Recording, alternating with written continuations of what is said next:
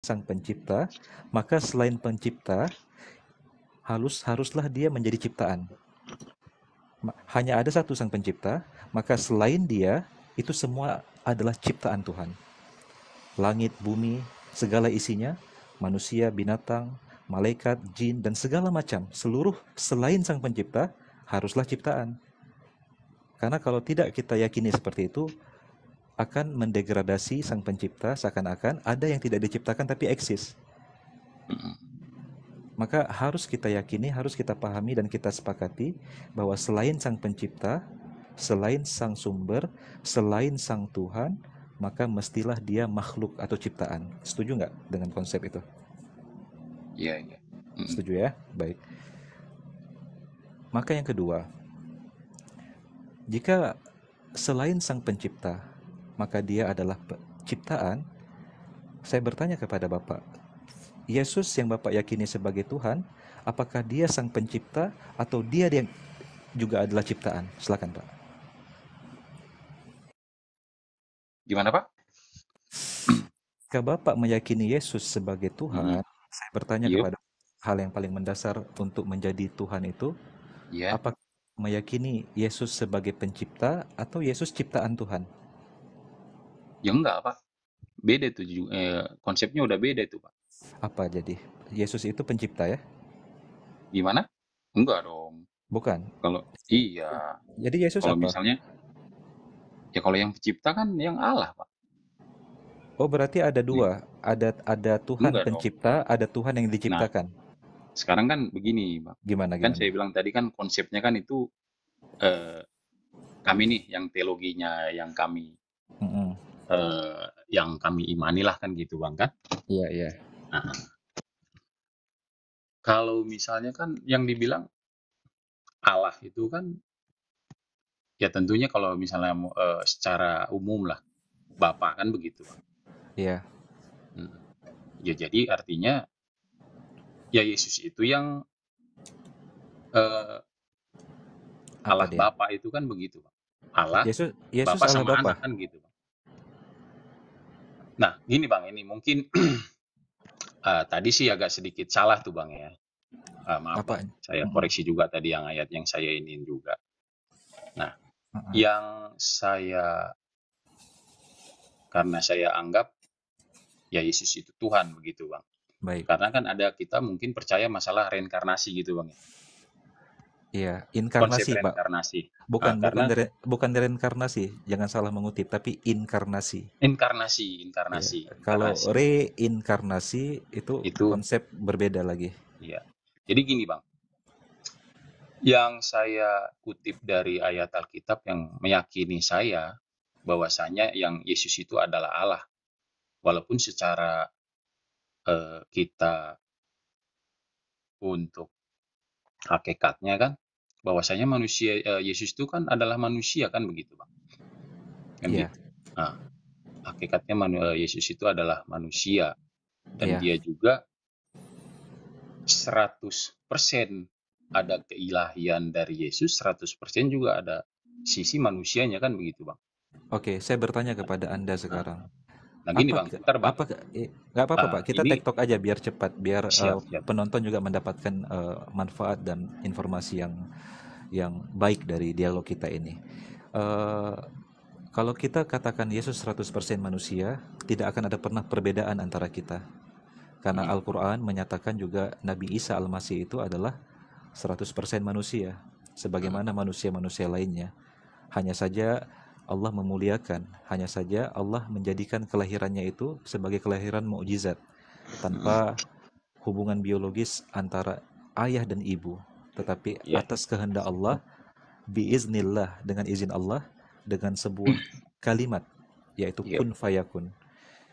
Yang kedua, Mm. saya ingin bertanya kepada Bapak, ketika Bapak meyakini selain dia 100% manusia, tapi dia juga 100% Tuhan itu sendiri, di mananya nilai-nilai ketuhanan atau sifat-sifat ketuhanan yang ada pada Yesus? Bisa nggak Bapak sebutkan satu saja kepada saya? Apa misalnya? Nah, oke siap nih. Silakan Asik Pak. nih.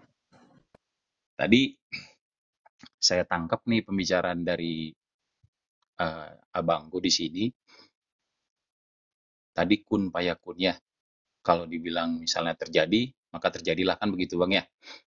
Betul sekali. Nah, berarti tiada hal yang mustahil bagi Allah, kan gitu Bang. Allah lah, kan gitu Bang kan. Walaupun saya kurang bagus menyebutkannya, kan begitu Bang.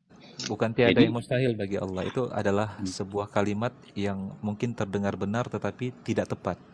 oh gitu. Jadi gimana yang tepatnya itu Bang? Yang tepatnya adalah Allah Maha berkuasa atas segala sesuatu, tetapi ada yang tidak pantas dan tidak layak bagi Sang Tuhan. Apa yang tidak layak bagi Tuhan? Tuhan melanggar perintahnya sendiri, melanggar ketentuannya, karena Tuhan adalah sang sumber kesempurnaan, maka tidak boleh ada cacat dari Sang Tuhan. Ketika Tuhan telah menetapkan satu ketentuan, maka Tuhan tidak mungkin melanggar ketentuan tersebut, karena dialah sang sumber.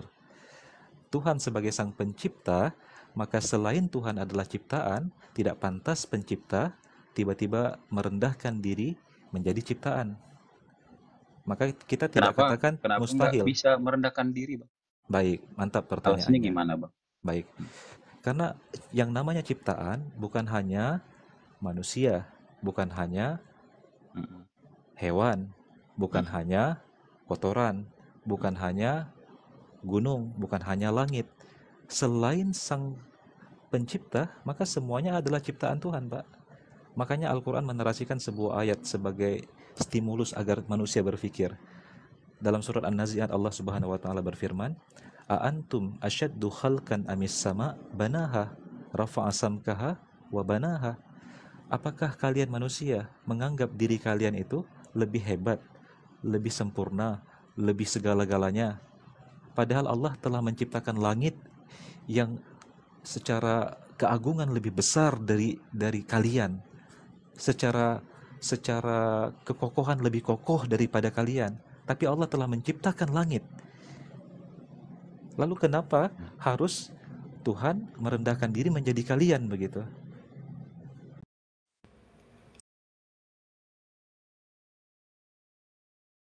Kejadian ini mungkin yang kita ceritain Bang ke masalah kita balik yang ke 2000 tahun lalu kali gitu Bang ya. Boleh.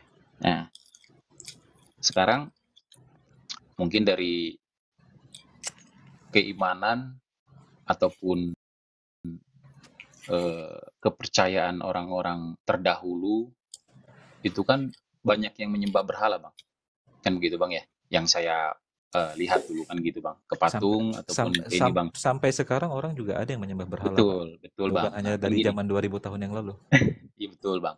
Sekarang yang Abang bilang merendahkan diri tadi, yang inkarnasi tadi masuk ke perwujudan ke Kristus, ke Yesus, justru kan Yesus hadir itu kan untuk menyampaikan bahwasanya Allah itu ada di dunia ini, kan begitu Bang. Oke, bagus. Begini Pak Kan ya, gitu. Jadi saya coba konsepnya kan begitu Bang. nggak Dia apa-apa, nggak apa-apa. Saya hargai dan hormati apa yang Bapak mm, yakini. ya kan sekarang kan kita mungkin dari logika saya kan gitu Bang. Baik, baik. Gini Pak ya, Bagaimana kita menyampaikan silakan. misalnya bagaimana orang-orang terdahulu menyampaikan bahwasanya Allah, Allah, Allah, Allah, kan begitu. Karena kalau mereka tidak tahu akan adanya Allah sang pencipta, tentu kan situ semuanya hanya angan-angan, Bang. Kan begitu. Mereka sementara juga kan mereka tidak tahu siapa Allah. Baik, Kan gitu. Nah, baik. sementara muncullah Yesus pada saat itu, Bang. Muncul Yesus, datang Iya. Yesus, pengajaran-pengajaran yang diajarkan adalah untuk mereka itu agar berbalik, untuk menyembah Allah, bukan untuk menyembah patung. Sementara kan yang dia ini Bang, dia yang paling gak suka dulu kan, dia masuk ke bait Allah, sementara bait Allah dijadikan tempat berdagang, tempat ini. Kan di situ Yesus marah Bang. Iya. Nah, makanya semua yang ahli-ahli Taurat, ahli-ahli segala macam itu kan tidak terima kan tentang Iya. pengajaran Yesus. Kan gitu. Jadi, nah ini Bang, yang paling saya menarik Bang. Jadi saya bilang itu di Yohanes 3 ayat 17 tuh Bang. Iya, Nah, silakan. Yohanes 3 ayat 17 tuh Bang. Kan itu konteksnya lagi dibaptis tuh Bang ya. Yesus lagi dibaptis sama Yohanes tuh. Nah, Terus kita baca dari ayat 16 nih Bang. silakan. Sesudah dibaptis, Yesus segera keluar dari, ini ayat 16 nih Bang, yang kita baca dari atas Bang, yang biar agak sedikit jelas. Yang baptis Yesus siapa, Pak? Yohanes. Yohanes. Berarti Yohanes. Yohanes membaptis Tuhan gitu. Oh bukan. Bukan. Justru Bang begini Bang. Nah, gimana? Betul, Yohanes membaptis Yesus. Nah, Bukan, jangan dulu Bang, jangan kita bawa-bawa Tuhan dulu Bang. berarti itu belum jadi Tuhan atau gimana? Tadi kan kita sepakat Bang.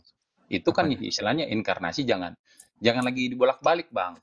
Iya, maksud saya kalau misalnya nanti kayak gitu pembicaraan kan bukan bolak-balik, mau balas Bang. bukan bolak-balik, bukan bolak-balik. Ini kita santai kok Pak.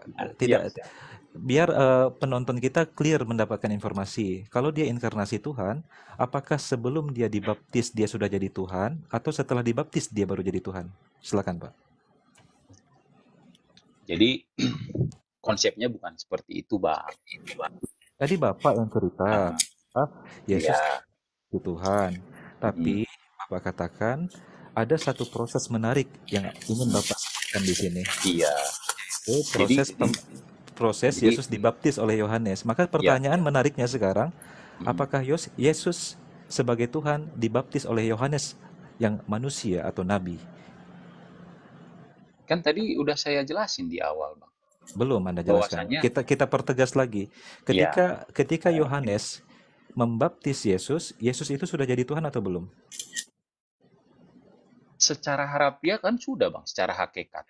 Kan gini, semenjak dia dilahirkan juga, itu kan hakikatnya dia kan saya bilang tadi Bang, 100% ilahi, 100% manusia. Berarti kan secara tidak langsung, ya dia udah menerima keilahian dari Allah, kan begitu Bang? Iya, dia tahu dirinya Tuhan Pak. Tuhan. Apakah Yesus tahu dirinya inkarnasi Tuhan?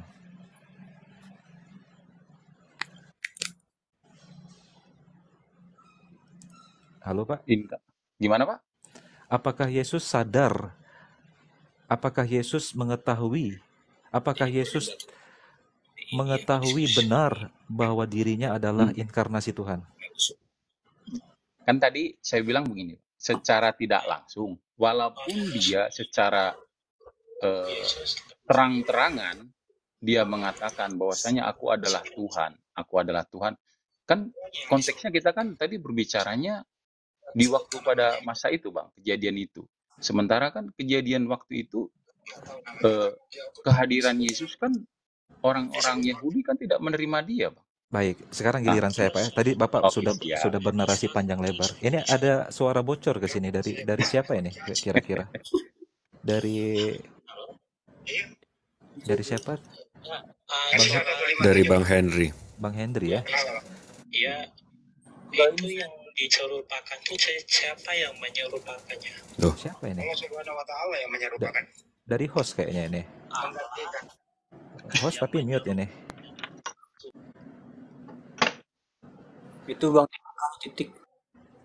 Yang titik ini ya. Baik. Gitu Bang. Saya lanjut Bang ya. Tunggu dulu Pak. Boleh nggak saya merespon dulu? Bapak kan sudah menceritakan tadi. Siap. Baik Pak, izinkan saya sedikit saja Pak ya. Siap Pak. Baik, begini. Bapak harus meletakkan timeline atau proses yang bertahap dari kehidupan Yesus. Bapak tanyakan kepada diri Bapak, kalau Yesus inkarnasi Tuhan, sejak kapan dia menyadari dirinya sebagai inkarnasi Tuhan? Apakah dari saat pertama dia menjadi benih yang tumbuh dan hidup dalam rahimnya Bunda Maria? Apakah sejak itu dia sudah menyadari dirinya Tuhan, memiliki kesadaran yang paripurna bahwa dirinya adalah inkarnasi Tuhan? Atau dia berproses sebagai manusia biasa, di mana dia pernah jadi bayi yang tidak berdaya, harus dimomong oleh ibu, harus disusui, harus dibesarkan, harus dibersihkan kotoran dan air kecil, dan seterusnya? Kapan kira-kira dia sadar dirinya Tuhan? Bapak jawab pertanyaan itu tolong. Dari awal dia udah sadar, Bang. Oh, dari awal dia sudah Dari sadar dirinya Tuhan. awal. Justru begini, Bang. Ah, Nah, kan tadi ini makanya tadi saya nggak mau terpotong. Misalnya saya bacain tadi nih, Bang ya. Mungkin Abang udah tahu isi ayat ini nih, tapi biar saya bacain lagi, Bang, biar kita sama-sama dengar ya. Ini kan tadi saya bilang tadi dari Matius 3 ayat 17. Nah, saya baca dari yang ayat 16. Sesudah ya dibaptis, Yesus segera keluar dari air. Dan pada waktu itu juga langit terbuka dan ia melihat roh Allah seperti burung. Kan begitu, Bang? ya. Lalu terdengarlah suara dari sorga, Bang, yang mengatakan nih, inilah anak yang ku kasihi. Oke. Kepadanya lah aku berkenan. Oke. Nah, itu intinya, Bang. Jadi di mana di situ? Oke, boleh nggak saya respon? Di mana di Siap, situ? Di mana di situ penobatan atau sebuah pengangkatan ketuhanan Yesus dalam ayat yang tadi Anda bacakan?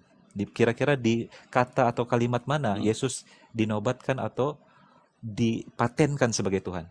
Nah, Di kalimat yang mana? menarik nih. Nah, contohnya begini, Bang ya. Ini contoh, Bang. Seumpamanya, misalnya nih, saya mau mengambil sesuatu lah, kan begitu, Bang. Yang bukan punya milik saya ada di satu tempat, kan gitu. Yang di tempat ini mungkin ada orang yang menjaganya, kan begitu, Bang. Nah, datang saya nih yang mengutusi, misalnya yang mengatakan ini, sama dia pokoknya apa yang dia ambil, apa dia yang mau, silakan. Itu atas perintah saya, ataupun itu sudah menjadi Mohon maaf, saya yang nggak saya ngerti. kuasakan, kan begitu, Bang. Saya nggak ngerti analoginya. Kan begitu yang konsepnya, kan begitu, Bang. Enggak, mohon maaf. Lalu Saya terdengarlah, kan gitu. saya Jadi belum ngerti artinya, analogi Anda tadi. Maksudnya jadi gimana? ini kan Allah yang berbicara nih, Bang. Nah, inilah anakku yang kukasihi. Kepadanya lah aku berkenan, kan gitu, Bang. Oke. Walaupun misalnya pertanyaan Abang tadi misalnya dibilang secara apa tadi, Bang? Secara gamblang dinyatakan bahwasanya dia bukan Tuhan. Kan tentunya yang itu tadi yang berbicara itu siapa, Bang? Allah, kan? Allah, oke. Jadi, terus? dan situ juga banyak orang yang saksinya melihat Yesus, bahwasanya Allah sudah menyampaikan hal seperti itu kepada Yesus, kan? Jadi bahwa ya, orang lain juga di situ mendengar bahwa Bapa di sorga berbicara kepada Yesus. Jadi semua orang juga mendengar di situ ya. Apalagi yang misalnya yang harus diragukan lagi dari seorang Yesus, kan begitu. Baik, saya respon, Pak. Di situ ada tiga objek atau ada tiga subjek yang terlibat dalam peristiwa yang Bapak sebutkan tadi. Ada Bapa di sorga, ada roh Allah atau roh Bapa atau roh Tuhan atau roh Kudus yang menjadi merpati. Kemudian ada Yesus yang dibaptis oleh Yohanes. Ada tiga unsur di situ. Yang Tuhan yang mana, Pak? Bukan, Pak. Kalau yang tiga subjek itu kan tadi itu kan di ayat 17, Pak. Kalau kita lihat di ayat yang di atas itu di awal ya, ini tentang perikopnya Yohanes Pembaptis, kan di situ banyak, Pak. Iya, kan Bapak yang mengangkat kisah ini tadi, bahwa Tuhan Bapak gini, dibaptis oleh Nabi Yohanes. Sekarang saya bertanya kepada Bapak, ada tiga subjek, ada tiga objek, ada tiga pelaku, ada tiga oknum di situ. Pertama ada Bapa di surga yang berbicara, kemudian ada roh yang menjadi merpati, ada Yesus yang baru dibaptis. Yang mana Tuhan di antara tiga oknum itu? Itu mah bukan, kalau misalnya roh, kalau misalnya Abang bilang ya Yohanes, ya tetap Yohanes Pembaptis, Bang. Kalau misalnya artinya gini, saya cuma hanya kayaknya kita nggak nyambung dari tadi, menyampaikan begini, inti ayat ini kan begini, Bang. Jadi artinya bukan masalah tentang merpatinya, bukan masalah Itu kan cuma hanya Apa? eh, Perumpamaan. roh Allah misalnya dibilang bukan dari merpatinya. Sekarang kan gini, cuma kan itu sudah dipastikan, Bang. Apa? Ini kan Allah sendiri yang mengatakan itu, Bang. Iya. Hmm. Oke. Jadi sekarang Berarti kalau misalnya kita ah. dibilang begitu, Bang, inilah anakku yang kukasihi. Mm-mm. Sekarang dari yang semua yang keistimewaan semua dari para nabi, kalau misalnya tidak ada yang seistimewa Yesus, kan begitu, Bang. Oh, menurut Anda yang dipanggil anak itu hanya Yesus dalam Bible Anda? Wah, jadi kan tadi kan Ada saya bilang ada siapa? yang secara Bapak Bapak istimewa. tahu nggak ada berapa orang, ada berapa nama yang pernah disebut sebagai anak Tuhan dalam Bible Anda? Ya semua anak, Bang. Oh, semua anak. Semua anak lah. Kalau misalnya itu, gini, Bang. Berarti anak itu bukan anak biologis ya, tetapi sebutan kasih sayang Tuhan kepada hambanya kan? Setuju? Nah, Oh, nggak setuju jadi di situ? begini, Bang. Atau gimana? Kalau misalnya kita terus, makanya saya bilang ini kalau kita misalnya bermain narasi terus terang, Bang, saya memang kurang paham, Bang, kalau masalah Bukan narasi, tentang Pak. Bible Bahkan begini. saya Jadi tidak mau masuk terlalu dalam ke dalam Bible, tetapi saya hanya merespon, jadi meletakkan logika dari apa yang Anda katakan. justru ini udah logika, Bang. Kalau misalnya saya ini. Baik, Jadi baik. ini Saya yang suka. saya kutip begini, Bang. Saya suka. Karena ini bukannya dari siapa-siapa yang misalnya yang ngomong sama eh, Yesus kan. Ini udah Oh, dari Allah sendiri loh. iya, dan Sang Pencipta yang Anda sebut Bapa di sorga itu juga pernah bicara kepada Abraham, juga pernah bicara kepada Musa, juga pernah bicara kepada nabi-nabi yang lain. Dan itulah fungsinya para nabi. Mereka adalah juru bicaranya Tuhan di muka bumi ini. Al-Quran menarasikan hal yang sama, Pak. Walakad ba'asna fi kulli ummatin rasulan ani'budullaha wajtanibut taghut. Kami telah utus kepada setiap umat di setiap zaman dan di setiap tempat yang berbeda-beda utusan kami untuk menyampaikan ajaran yang sama, ani'budullah, yaitu mengibadahi, mempertuhankan dan hanya menjadi hamba Allah saja, hamba Tuhan saja. Wajtanibut taghut, dan menjauhi peribadahan dan penghambaan kepada taghut atau berhala selain Allah. Itu adalah tugas para nabi, dan itu yang telah dialami oleh Musa, telah diselesaikan tugasnya oleh Daud, telah dijalankan oleh Salomo dan nabi-nabi Israel dan seluruh nabi-nabi non-Israel juga. Jadi itulah peran yang sama, Pak, yang sedang dijalankan oleh Yesus pula dalam kaidah yang Anda atau dalam proses yang Anda sampaikan tadi, bahwa Tuhan Tapi kan ada, menyampaikan firman-Nya kepada Yesus, Yesus menyampaikan kembali kepada umatnya, kepada manusia di zamannya. tapi kan kalau misalnya kita lihat kan Apa? tidak ada yang secara yang Hmm? paling istimewa kan yang dilakukan seperti Yesus, Bang kan. Setiap nabi istimewa di umatnya, di zamannya, di eranya masing-masing. Betul, Kalau kita Bang. mau Tapi kan banding-bandingkan gini, Bang. mukjizat, Yesus tidak pernah dibakar dan selamat dari proses pembakaran. Kalau kita Iya, mau adu mukjizat, Yesus tidak pernah membelah laut sebagaimana Musa. Karena setiap mukjizat itu adalah otoritas Tuhan yang Tuhan berikan kepada setiap nabi sesuai dengan konteks zamannya di era tersebut. Di era Musa ada tren sihir yang menjadi kekuatan kerajaannya Fir'aun. Maka Tuhan memberikan mukjizat kepada Nabi Musa mengalahkan sihir-sihir yang dimiliki oleh kerajaan Fir'aun. Di eranya Yesus ada terjadi berbagai macam penyakit yang timbul di tengah masyarakat. Maka Yesus menyembuhkan lepra, Yesus menyembuhkan orang sakit, menyembuhkan orang lumpuh, menyembuhkan orang yang kena katarak atau buta. Yesus datang dengan mukjizat yang sesuai dengan zamannya. Itulah kasih sayang Tuhan kepada para nabi. Selain menyampaikan ajaran Tuhan, ada pembuktian dan ada keajaiban atau mukjizat yang diberikan kepada sang nabi. Karena kalau Anda mau mengadu-adu bahwa Yesus paling istimewa, maka bagaimana dengan mukjizatnya Nabi Musa pernah membelah laut, pernah menyelamatkan Bani Israel dari kejarannya Fir'aun? Yesus tidak pernah bisa membelah laut. Nanti lebih istimewa Musa tiba-tiba. Jadi bukan begitu caranya, Pak. Jadi Yesus telah menjadi orang yang paling mulia, telah menjadi manusia yang paling suci, telah menjadi orang yang paling penting di era dan di zamannya Yesus sebagai utusannya Tuhan, dan dia telah menyelesaikan tugasnya sebaik mungkin, sesempurna mungkin. Dan kita beriman, saya sebagai muslim, saya tidak sah keimanan saya kepada Nabi Muhammad dan tidak sempurna keimanan saya kepada Allah kalau saya tidak mengakui Yesus atau Nabi Isa Al-Masih sebagai utusan Tuhan yang mulia dan agung. Al-Quran menerasikan sosok Yesus wajihan fid dunya wa fil akhirah wa minal muqarrabin. Isa Al-Masih adalah sosok yang terkemuka, yang agung, yang suci dalam kehidupan dunia juga di akhirat kelak. Dan dia termasuk orang-orang muqarrabin, yaitu yang dekat dengan Tuhan, yaitu para nabi, para siddiqin, para syuhada.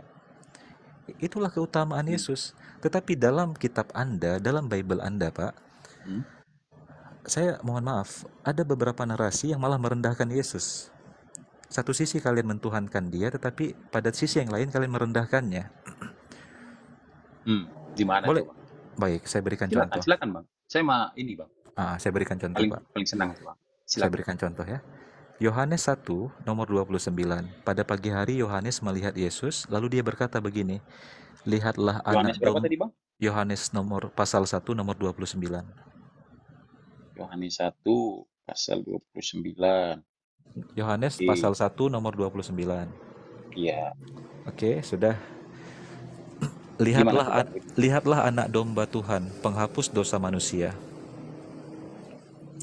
Sudah. Kok ini Yohanes pasal 1 Nomor 29. kok beda, Bang? Coba Bapak baca.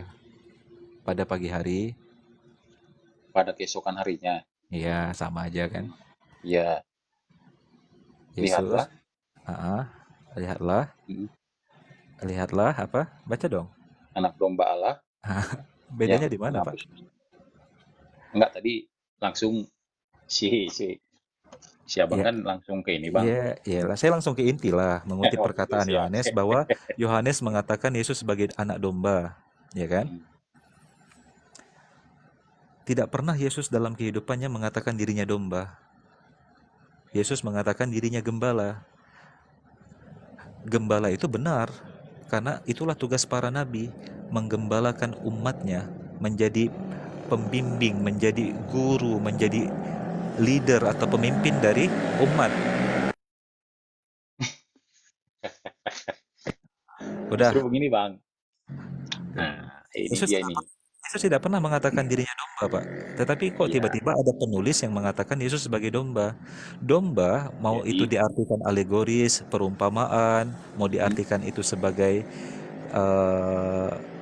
apapun itu, metaforakah itu, tetap hakikat arti domba itu binatang. Nggak bisa kita artikan domba itu malaikat, Pak. Itu satu. Belum selesai, Pak. Belum selesai.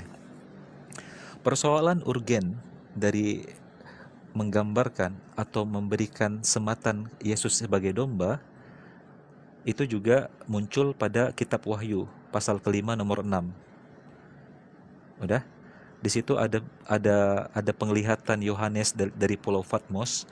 Dia pada akhir zaman melihat Yesus dalam bentuk seekor anak domba seperti disembelih, bermata 7, bertanduk 7.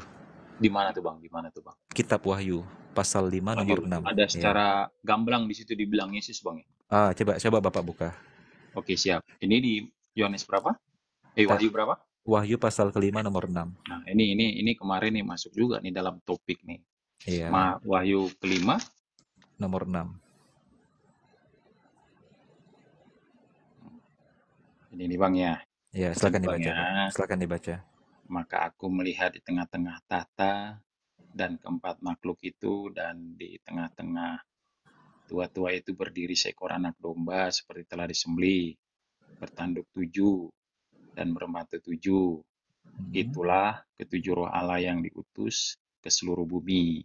Nah, jadi kan di sini kan nggak ada yang secara eksplisit diceritain, Bang, di sini Yesus kan gitu, Bang. Baik, ini saya ajarkan Bapak satu kaidah, Pak. Sebentar, Pak, saya belum selesai. Anak domba itu A-nya kapital besar atau A kecil, Pak? anak domba. Ah, A-nya Nah, besar atau huruf kecil? huruf besar, Bang. Huruf besar. Mm-mm. D-nya D kecil atau D besar, Pak? D besar, Bang, semua. Baik.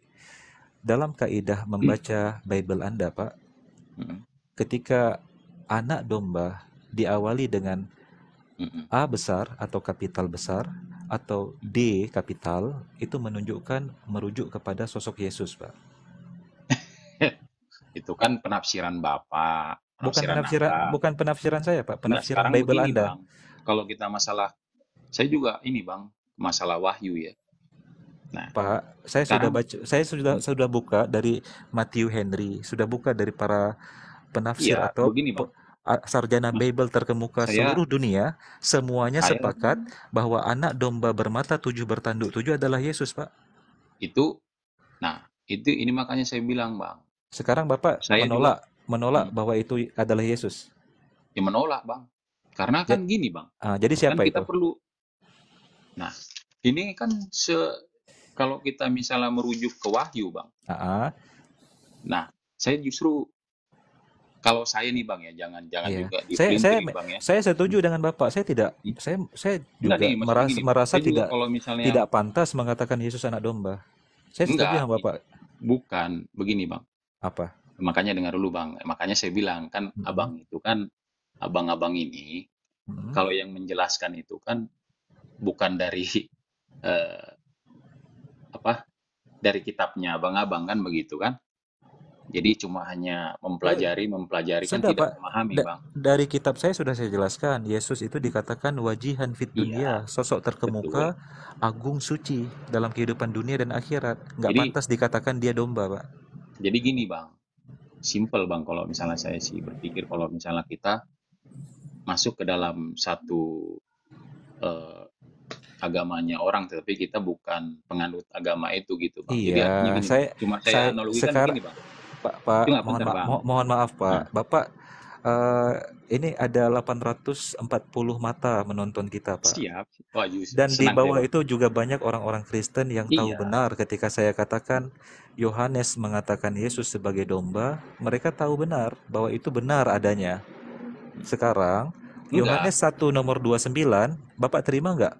Yang pada Begini, kitab Bang. Yohanes 1:29, Nah, ketika inilah. keesokan harinya Yohanes melihat Yesus, lalu dia berkata, "Lihatlah anak domba Allah atau anak domba Tuhan, penghapus dosa dunia." Tetapi ketika Yesus dikatakan juga anak domba, seperti disembelih, artinya berdarah-darah lehernya. Bermata 7, bertanduk 7 dalam kitab Nah, Wahyu, kenapa Anda tolak? justru gini, Bang. Saya bilang Gimana? tadi, Bang. Jadi, abang itu cuma ngerti, Bang. Nggak paham, Bang. Nggak Gini, masalah. Bang. Abang itu kan cuma hanya mengaitkan antara ayat per ayat, Bang. Ya Kan gitu. sudah, berarti Secara gini. eksplisit begini, Bang. Saya bilang Baik, gini. saya Dengar, bertanya Bang. kepada Anda, Wahyu siapa ini, sih? Bang. Gini, Bang. Wahyu. Jadi, ini kan kalau wahyu kan juga misalnya jangan disimpulkan jadi rujukan juga. Misalnya bahwasanya ini Kalau nggak kan jadi kita rujukan juga jadi apa, Pak? gimana, Pak? Enggak kan gini. Ini juga kan wahyu cuma hanya menceritakan penglihatan, Bang. Kan begitu. Sementara coba kalau abang nih, Iya. ini dari versi saya, Bang, ya. Iya. Kalau misalnya abang dibuang di satu pulau terpencil nggak ada siapa-siapa, kan gitu. Udah. Nah terus, Saya tahu arahnya ini. Anda Ah. lagi mengatakan Yohanes berhalusinasi gitu. ya kurang lebih begitu, Bang. Jadi, kenapa ketawa, Bang? Waduh. Kalau dari saya juga orangnya kritis, Bang, kalau masalah ayat, Bang. Karena jangankan abang nih, Bang, ya. Jangankan abang nih, Bang. Jadi Waduh, jangan parah maksudnya, Anda, Pak, mengatakan Yohanes penulis kitab Wahyu berhalusinasi, parah Anda.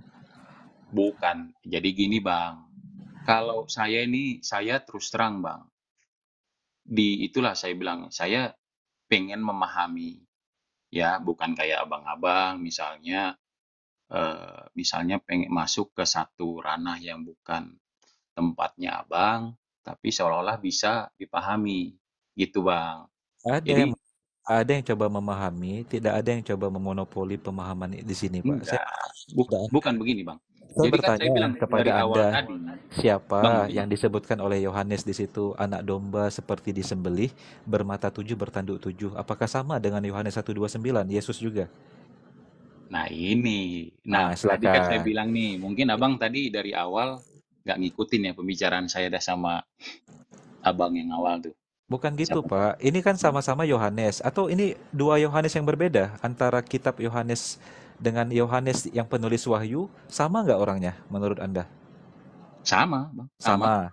Jadi Yohanes pernah berkata dalam Yohanes pasal 1 nomor Enggak, Yohanesnya 29, yang mana nih Bang? Ini kita Yohanes ini ada juga nih ada satu Saya Yohanes. tahu ada Yohanes Nah, Pembaptis, Yohanes. ada Yohanes penulis. Sekarang Mm-mm. Yohanes penulis berapa orang? Yohanes cuma satu Bang penulis. Bagus. Nah, Berarti karena kan gini Bang, sungguh, kalau misalnya jangan dulu Yohanes, dipotong, Pak, sebentar. iya, Berarti Yohanes yang berkata pada pasal ke-1 nomor 29, keesokan harinya Yohanes melihat Yesus, lalu dia berkata, "Lihatlah anak domba Tuhan, penghapus dosa manusia." Kemudian pada kitab Wahyu nomor 5, pasal ke-5 enggak nomor Yohanes 6, yang misalnya bilang lihatlah, siapa yang itu? tadi yang Yohanes 1 ayat 29 Bang ya. Itu Ah, Yohanes penulis yang atau Yohanes mana ini? ya itu udah pasti Yohanes Pembaptis satu Bang.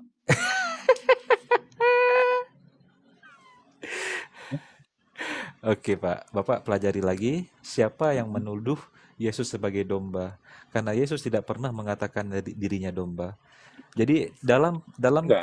dalam penulisan Jadi Bible, Pak, rujukan ada Abang juga tuh Bang. Saya juga sebentar, nggak Pak. setuju Bang. Kalau misalnya Abang jadi rujukan. Ah, Nah, kan saya bilang tadi gini bukan Bang. rujukan. Saya sedang memberikan sebuah tesis kepada Anda Mm-mm. bahwa dalam Bible ada perkataan Yesus, ada perkataan penulis. Perkataan Yesus itu biasanya diwarnai dengan tinta merah. Kalau kita baca kitab atau Bible online, semua perkataan Yesus itu diwarna merahkan tintanya. Artinya, Yesus tidak pernah mengatakan dirinya domba. Yesus mengatakan dirinya gembala. Itu benar kalau dia katakan dirinya gembala. Kita sepakat di situ. Karena itulah tugas para nabi dan rasul, menggembalakan umatnya, menjadi pemimpin, menjadi pembimbing, menjadi pengarah, menjadi pendidik umat. Itu benar. Kan, Tapi gini Bang. tapi Yesus tidak pernah mengatakan dirinya domba. Tapi dalam kitab Yohanes nomor 1:29 Yesus dikatakan domba. Dalam kitab Wahyu nomor pasal ke-5 nomor 6 Yesus dikatakan domba. Dan lebih parahnya begini, Pak. Ini klimaksnya ya. Ini saya langsung tarik jump in ke klimaks. Klimaksnya, jika Anda meyakini Yesus sebagai Tuhan, lalu Yohanes mengatakan metafor atau alegoriskah atau perumpamaankah Yesus sebagai domba, apalagi dalam kitab Wahyu, penglihatan Yohanes mengatakan Yesus domba, anak domba yang disembelih, bermata 7, bertanduk 7. Tidak ada satu nabi Israel pun pernah berani mengumpamakan, mengalegoriskan, memetaforiskan sesembahan mereka, Tuhan Sang Pencipta alam semesta, dengan binatang apapun. Berikan saya satu ayat, Pak. Bang, Abraham, begini, Bang. Moses. Saya juga nggak setuju Bang kalau misalnya Abang bilang jadi. Karena dari saya juga, jangankan Abang Bang. Iya, alhamdulillah, alhamdulillah Bapak sudah sepakat dengan saya. Alhamdulillah. Bang, ini Bang, saya sering mempertanyakan Bang, tentang ayat Wahyu nih, ya Bang, biar supaya jangan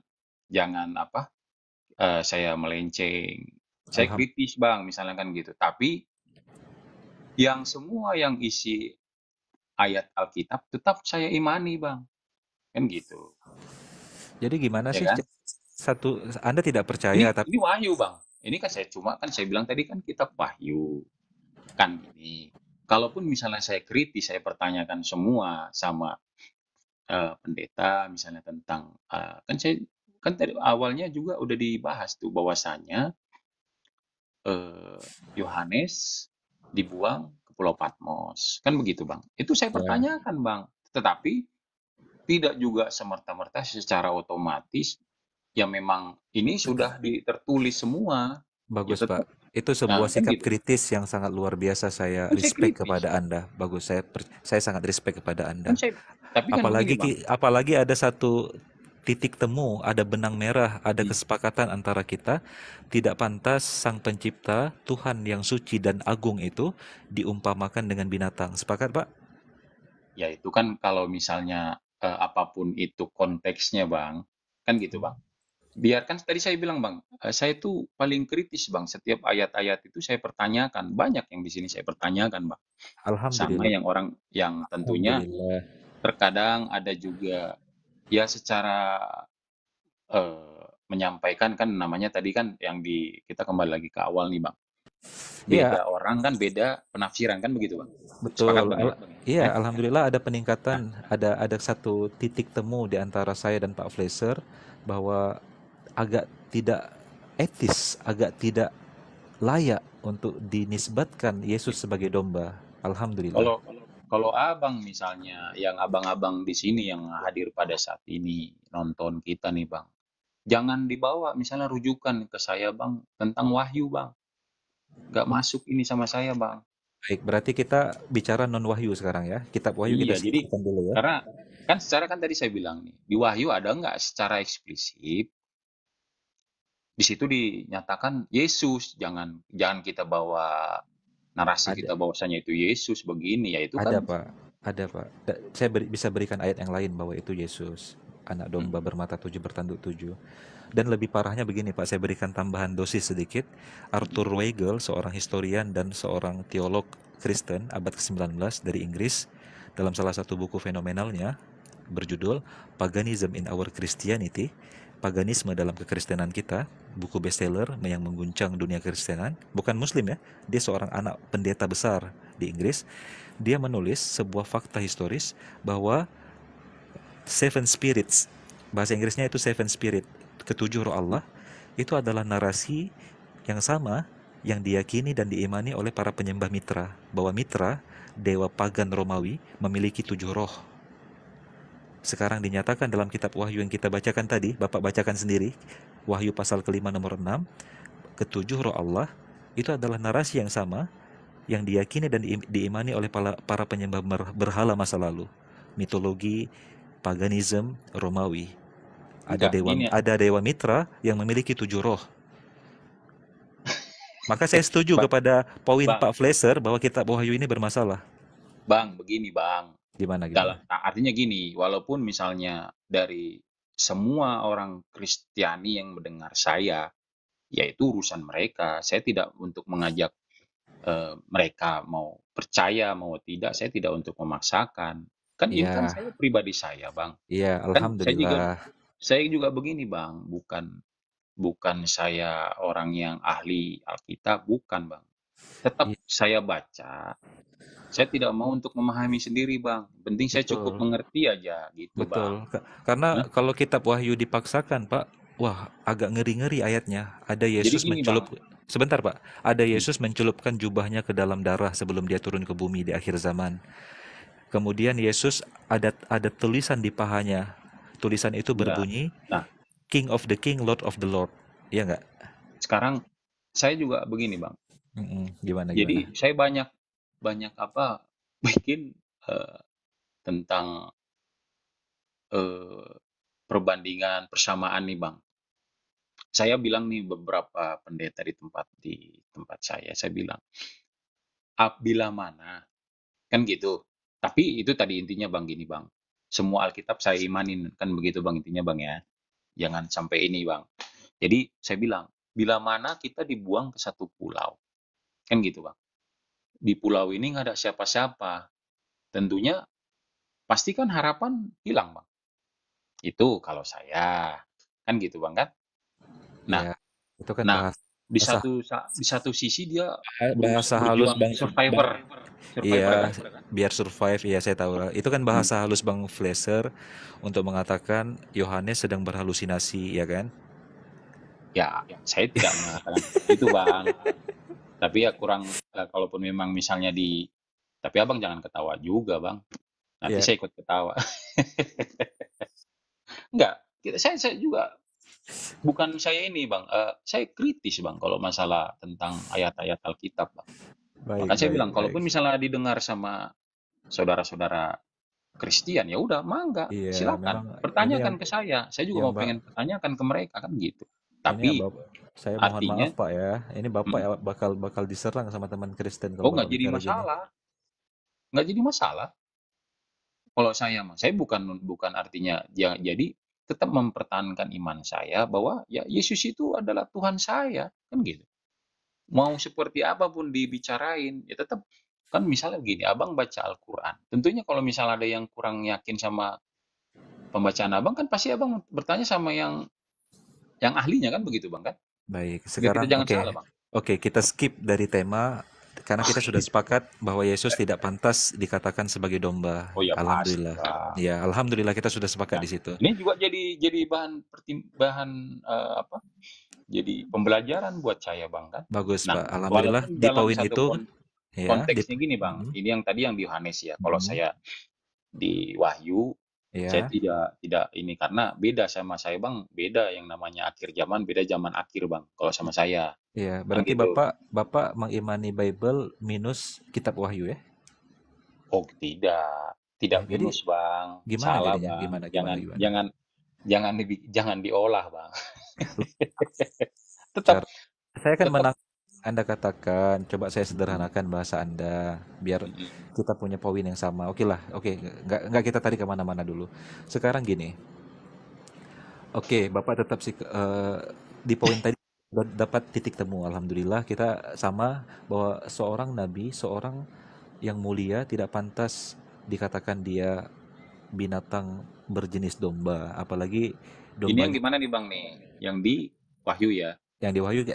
yang di Tapi Wahyu Anda saya mah tolak ya? kalau misalnya dibilang di yang tadi yang disampaikan di Yohanes kan mungkin pada konteksnya dia Ah, berbicara sama siapa kan itu dulu poinnya kan gitu bang. baik, kalau di Tapi kalau Yohanes misalnya yang baik Pak. Wahyu kan dia Ah, menyampaikan setiap penglihatan kan gitu. baik. Nah, Sekarang yang oke kita kembali ke Yohanes 1:29. mm. Kalau Yohanes 1:29 Anda masih sepakat dengan Yohanes ketika melihat Yesus mengatakan dia adalah anak domba Tuhan. Tapi kan kalau misalnya dibilang di sini Yohanes Yohanes Yohanes 1 ayat 1:29. ya Yohanes 1 ayat Nomor 9. nomor 29. Hmm. Coba Bapak baca sekali lagi. Oh, siap sebentar bang. Yesus nih, lihatlah anak domba Allah yang menghapus dosa manusia. Nah, kan ini bang yang dibilang nih, dialah Hmm. yang kumaksud ketika kukatakan, Mhm. kemudian daripadaku akan datang seorang yang telah mendahului aku kan begitu bang. Nah, itu Baik. juga harus dibaca juga kan begitu. Iya ya, saya sudah baca semuanya Pak. Alhamdulillah bahwa yang dimaksudkan oleh Yohanes di situ adalah Yesus sebagai domba kurban. Domba korban karena penghapus dosa. Maka itu adalah domba korban. Dalam Perjanjian Lama, kitab Imamat mengatur dengan jelas bahwa korban yang berjenis domba adalah korban, apalagi itu korban penghapus dosa kan, konteks yang dikatakan oleh Yohanes. Bapak bisa buka kitab Imamat. Bang, begini bang, Sebentar Pak, jangan kalau dipotong dulu misalnya dong. Sebentar, sedikit aja. siap, Kan tadi saya sudah bisa mengklirkan bahwa kitab Wahyu yang tadi itu Bapak tidak terima. Saya bisa coba memberikan bukan tidak paradigma terima bang, tidak iya, terima kita masih pengen saya pelajari kritis. lagi. Iya, Hah? baik-baik. Kritis bang. Bolehlah. Baik, siap. Jangan Sekarang nanti saya dibilang nggak diterima bang, waduh iya, bahaya. baik, Itu kan baik. ayat Alkitab saya bang. Oke, baik, baik. Sekarang saya ingin memberikan Kan paradigma baru juga kepada Anda, Pak. Karena bukan bang kalau nih. Ini iya, kan kayak gini kan enak juga kan kita ngobrol bang. iya, enak alhamdulillah, Pak. Maka saya ingin katakan kepada Bapak ketika mengatakan anak domba penghapus dosa, itu ada satu konsep dalam perjanjian lama yang mengatur bahwa jika membawa domba penghapus dosa, haruslah domba betina, Pak. Kitab Imamat Kitab Imamat pasal keempat nomor 12 kalau saya tidak salah ya. Jika engkau membawa domba penghapus dosa, bawalah domba betina tidak bercela. Apakah sekarang Yesus diibaratkan sebagai domba betina, Pak? Begini bang. Gimana Nah gimana? tadi kan dari awal juga saya bilang bang. Saya tuh kalau misalnya orang jangankan abang nih bang. pendeta aja saya nggak suka tuh Bang kalau cuma comot ayat Bang. Nah, mungkin kan gini Bang, di imamat itu semuanya yang terjadi kan pada kejadian waktu perjanjian lama kan begitu Bang, sebelum adanya Yesus kan, Iya, betul kan gitu. sekali. Nah, nah, lahir Yesus, semuanya kan sudah dimurnikan semua Bang, disucikan. Jangan kita ngikutin tradisi sama orang Yahudi. Loh, bukankah Yesus berkata seperti ini, Pak? Aku Hmm. datang bukan untuk menghapus kitab para nabi. Aku datang bukan untuk menghapus kitab Taurat. Aku Mm-mm. datang untuk menyempurnakan. Yesus Betul, juga Bang. Yesus Saya nggak sepakat. Saya iya, sepakat, Bang. Saya Yesus sepakat nih. dengar dulu, Pak. Yesus Hmm. berkata begini juga. Satu titik pun, bahkan satu iota pun tidak boleh dihapus atau dibatalkan dari hukum-hukum Taurat sampai langit dan bumi ini runtuh. Yesus tidak Kan pernah itu datang hukum, mengajarkan betul. bahwa apa yang tertulis dalam kitab Taurat itu dibatalkan atau tidak berlaku dengan kedatangannya. Maka jika kita berbicara tentang domba penghapus dosa, jangan pernah lupa ada sebuah pengajaran hukum dalam kitab Imamat yang menyatakan jika domba penghapus dosa harus domba betina, Pak. Maka pertanyaan saya, apakah Anda setuju Yesus dikatakan sebagai domba betina? Kok ketawa Maaf Bapak nih, ini? Bang. Maaf nih, Bang. Saya bilang, Bang. Saya terus terang kalau misalnya hanya buat narasi-narasi, saya nggak bakalan dijawab seperti itu, Bang. Intinya gini, Bang, yang saya ini ya. Semenjak kehadiran Yesus, semua yang namanya tradisi, adat istiadat, itu kan dinyatakan sama Yesus untuk Loh, saya sudah bacakan ayat, hmm, Pak, tadi. Satu titik, bahkan satu iota pun tidak boleh dihapuskan dari hukum Taurat sampai mm. langit dan bumi runtuh. Itu perkataan Yesus, Pak. Kok Bapak membantah Ya itu membantah di mana tuh Bang? Enggak nih, biar saya lihat dulu nih Bang. Oke, Di mana? bagus. Ya Baik. gini. Enggak Ayat ini biar ya, kita enak nih. bagus. Mana? Ya, baik. Di mana tuh? Saya bacakan ayatnya, Pak ya. Enggak, maksudnya di mana tuh Bang? Biar saya juga biar Oh, bisa baca Bang. Bapak mau baca ya? Baik, Iya. baik. Saya berikan nama ayatnya, Pak. Ya, Itu siap. tercatat dalam Matius pasal kelima nomor 18. Matius Matius 5, 18. Silakan dibaca, Pak. 16. Baca yang dengan suara yang tegas, Pak ya. Silakan, Pak. Siap. Nah, di 18 tadi Bang ya. Iya, Karena aku silakan. berkata kepadamu, sesungguhnya selama belum lenyap langit dan bumi ini, satu iota atau satu titik pun tidak akan ditiadakan dari hukum Taurat sebelum semuanya terjadi. Kan begitu, Pak? Itu perkataan siapa, Pak? Yang ini, yang terjadi itu mungkin yang pemahaman dia kan sebelum terjadi itu kan peristiwa penyaliban itu, Bang, kan? Bukan, Bapak sudah coba menjengkali apa yang dikatakan Yesus. Yesus berkata, masih berlaku hukum Taurat, tidak boleh dihapuskan bahkan satu titik, apalagi satu iota, sebelum apa? Sebelum langit dan bumi runtuh. Sebelum lenyap bumi dan langit. Jadi sebelum itu terjadi, hukum Taurat masih harus berlaku. Itu pengajaran Yesus, Pak.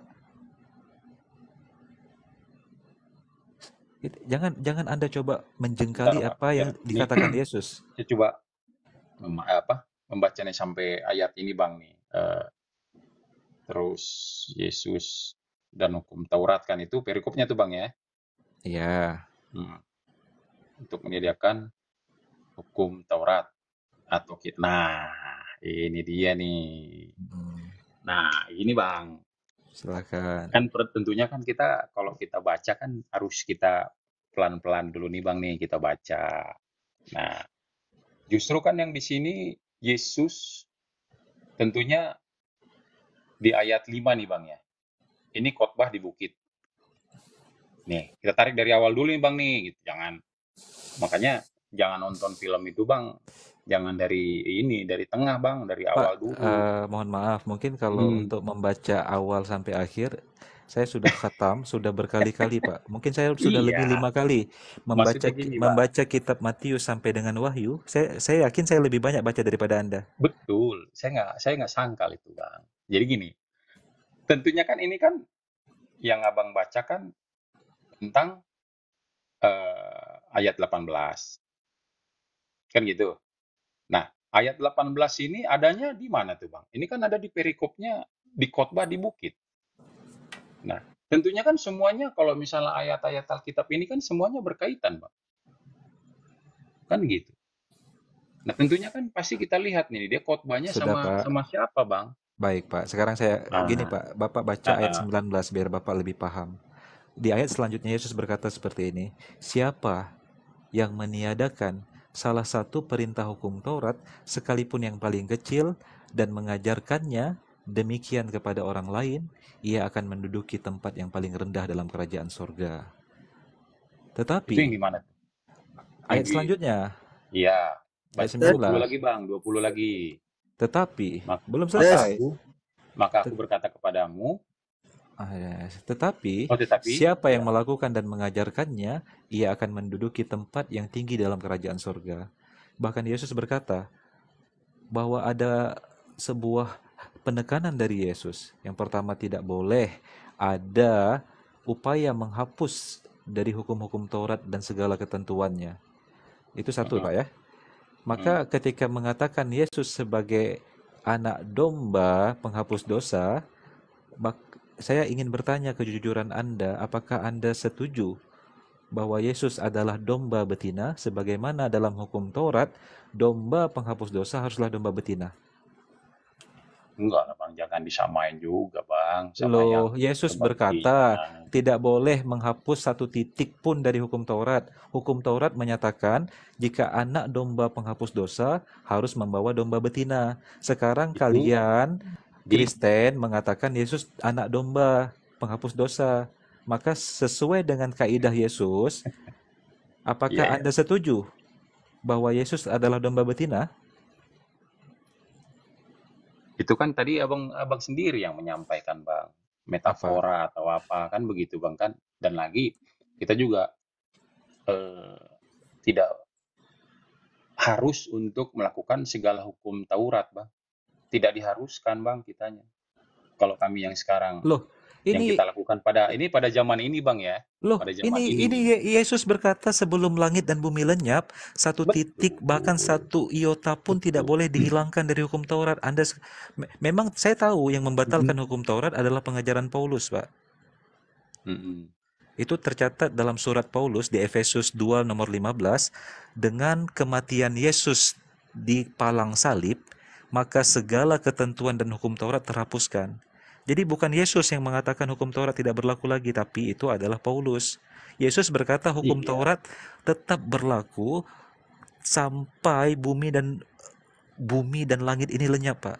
Sampai kiamat iya. artinya. Tetapi Paulus dalam suratnya di Efesus mengatakan, setelah Mm. Yesus mati di salib, segala ketentuan dan hukum Taurat telah tidak berlaku lagi. Ini kontradiksi nggak, Pak, menurut Bapak? Iya, Antara sekarang kan begini Bang. pengajaran Yesus dan Paulus, mana yang lebih benar ini menurut Sekarang Anda? kan kan misalnya contohnya kan begini Bang. Kalau dia misalnya kehadiran dia pada saat itu kan tidak untuk menghapus Bang. Kan dia yang Ada, mengatakan seperti itu Bang kan? Kan gitu. Nah, tidak kedatangan saya tidak menghapus hukum Taurat. Kan begitu. Nah, di dalam khotbah dia yang di atas bukit. Dia kan tahu pada saat itu semua orang yang ada di situ kan pasti orang Yahudi semua kan. iya, baik Pak ya. Nah, Jadi gitu. Jadi beginilah walaupun beginilah fakta yang Bapak iya, harus terima dari Bible iya, bahwa ada setuju Bang, kontradiksi setuju. antara apa yang dikatakan Yesus dengan para penulis. Mm-mm. Yesus tadi poin pertama, Yesus mengatakan dirinya gembala. Tiba-tiba ada penulis mengatakan Yesus domba. Yesus mengatakan hukum Taurat masih berlaku sampai kiamat terjadi. Paulus mengatakan tidak lagi berlaku dengan matinya Yesus. Ini kan ada Mm-mm. dua konsep, ada dua doktrin yang berbeda atau pengajaran yang berbeda dari dua sosok yang berbeda. Maka apakah dua-duanya benar? Atau harus salah satu yang benar, maka satunya salah? Jika harus memilih, Bapak memilih mana yang benar? Antara apa yang dikatakan Yesus atau apa yang diajarkan Paulus? Pasti yang Saya memilih yang ada yang tertulis semua di dalam Alkitab, Pak. Baik. Eh, yang Ya, jadi kalau misalnya kita disuruh milih nih ya, pasti yang saya pilih kan apa yang tertulis di dalam Alkitab saya, Pak. iya, Jadi saya tertulis imanin. ada dua yang tertulis, apa yang dikatakan Yesus dan apa yang dikatakan Paulus. Dan dua narasi ini kontradiktif. Yesus mengatakan segala hukum Taurat tidak boleh dihapuskan sampai kiamat terjadi. Halo. Ya, Aduh.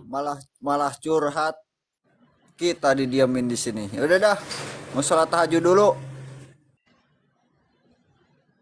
Aduh. Siapa ini? Siap Bang lah. Mungkin banyak yang ini kali Bang, yang tersinggung Bang. Mungkin kita lanjut lagi Bang. Besok saya pasti gabung lagi Bang. Terima Iya. kasih Bang.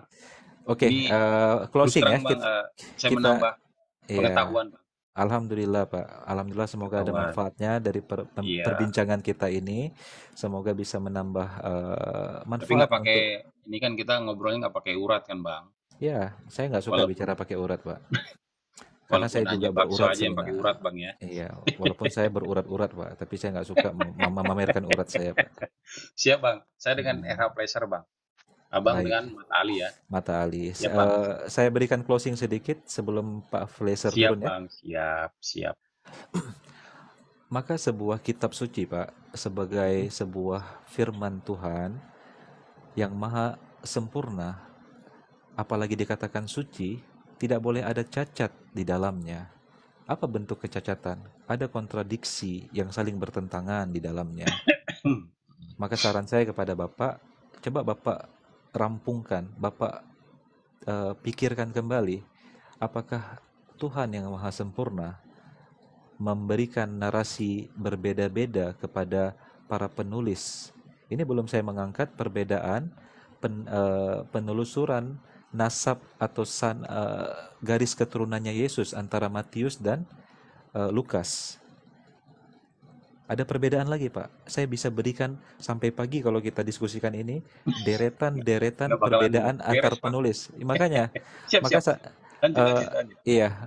Maka pertanyaan yang paling mendasar kepada Bapak, apakah para penulis ini diilhami oleh Roh Kudus atau ini hanya sebuah penelusuran dan hasil karya tulisan jurnalistik mereka terhadap peristiwa yang telah terjadi? Sehingga wajar jika ada perbedaan angka, perbedaan tempat, perbedaan garis keturunan Yesus. Kalau itu adalah sebuah penelusuran interpretasi masing-masing penulis terhadap peristiwa yang telah berlalu.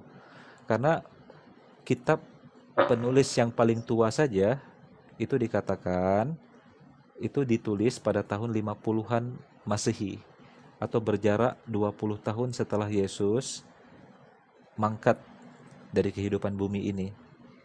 Atau ada yang mengatakan 60, rampungnya di tahun 70-an. Artinya puluhan tahun setelah peristiwa itu terjadi, baru kitab-kitab para penulis ini disusun dan ditulis. Ada jarak puluhan tahun setelah peristiwa itu terjadi, setelah Yesus pernah berada di muka bumi, baru dituliskan tentang peristiwa itu. Maka akurasi, maka segala macam validasi di dalamnya bisa dipertanyakan, bisa dipertentangkan. Itu satu poin. Maka apakah seluruh informasi yang mengatakan Yesus Tuhan dari para penulis jangan-jangan juga sama, adalah sebuah interpretasi dari peristiwa yang tidak pernah mereka saksikan langsung. Dan poin terakhir saya ingin mengutip surat Al-Baqarah ayat 79. Fawailul lilladzina yaktubuna al-kitaba biaidihim. Celaka orang-orang terdahulu yang menulis kitab dengan tangan mereka. Summa yaquluna hadza min indillah. Lalu mereka berkata, ini adalah firman Tuhan. Liyashtaru bihi samanan qalila, karena kepentingan dunia yang ingin mereka raih dari situ. Al-Quran menarasikan telah ada campur aduk kepentingan dan politik di dalam penulisan kitab-kitab terdahulu, sehingga ada kontradiksi, ada narasi-narasi yang tidak bisa kita pertanggungjawabkan. Seperti Bapak tadi mengatakan, kok banyak sekali halusinasi di dalam kitab Wahyu. Apakah ini benar? Yohanes ketika diasingkan di Pulau Patmos, ketika menarasikan apa yang dia lihat dari penglihatannya itu sebagai sebuah inspirasi atau ilham atau wahyu dari Roh Kudus, atau jangan-jangan itu hanya halusinasi dan imajinasi. Jadi Bapak, mudah-mudahan apa yang kita perbincangkan malam ini ada manfaatnya. Ada Amin. Amin, ada Bang. tambahan informasi untuk kita bersama. Amin. Alhamdulillahirabbil alamin. Siap. Amin, Bang. Tapi intinya gini, Bang. Salam satu damai aja, Bang, ya. Salam Walaupun kita berbeda kan gitu, Bang. salam satu Ya, Tuhan. ya Salam satu salam Tuhan. satu Tuhan. Salam satu Tuhan. Alhamdulillah. Salam satu Tuhan, Bang. Ya walaupun Alhamdulillah. pada konteksnya misalnya pemahaman yang lebih Pak Abang pahami, ada kontradiksi yang antara pengajaran Yesus sama Paulus, ya mungkin ya itulah yang terjadi kan begitu, Bang, kan? Ya Iya, tetap saya imani nggak apa-apa. bahwasanya ini adalah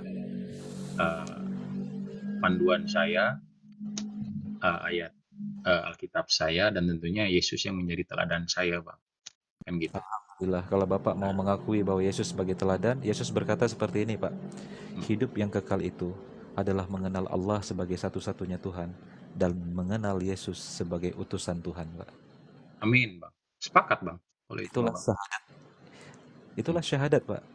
Iya. Orang Islam hari ini menarasikan hal yang sama ketika mereka berkata, aku mengikrarkan bahwasanya hanya ada satu Tuhan yang benar, dan aku mengikrarkan bahwa Nabi Muhammad, Nabi Isa, Nabi Ibrahim, Nabi Musa, dan seluruh Nabi adalah utusan Allah. Sama. Apa yang dikatakan Yesus, hidup yang kekal adalah mengenal Allah, menyatakan Itu di bahwa... mana tuh, Bang? Oke, bagus. Ini adalah inspirasi saya, Pak. Itu adalah ayat. Oh, gitu. Baik, Bapak Saya buka, Bapak buka, begini, Bapak yang Bang. baca, Bapak yang baca ya, Bapak Iya, yang siap. baca ya. Nah, ini lanjut lagi nih, Bang, ya. Tadi mau pengen di closing ya, Bang. Nggak apa-apa. Iya. Di mana tuh, Bang? Baik. Silakan Bapak baca Yohanes 17 nomor 3. Yohanes 17. Waduh, ini mantap kalau yang baca ayat apa? Injil ini suka saya, Bang. Yohanes nomor pasal 17 nomor 3. tentang